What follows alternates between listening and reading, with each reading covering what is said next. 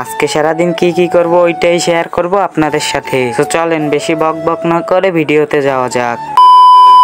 সকালে বাড়ির 7 সমুদ্র 13 নদী পার করে হাঁটতে হাঁটতে চলে আসলাম স্কুল মাঠের সামনে। কিন্তু স্কুল মাঠের সামনে এসে দেখি কেউ নাই। তারপরও অনেকক্ষণ বসেছিলাম দেখি কেউ আসে নাকি, কিন্তু দেখি সবার উপর আল্লাহর রহমত পড়ছে, কেউ স্কুল মাঠে আসলো না। তারপর স্কুল মাঠ থেকে হাঁটতে হাঁটতে চলে আসলাম দাদা বাড়ি। এখন কতক্ষণ ফোন টিপে গোসল করে যাব নামাজ পড়তে, কারণ আজকে জুম্মার দিন। তো একবারে আপনাদের সাথে মসজিদের সামনে গিয়েই দেখা হবে।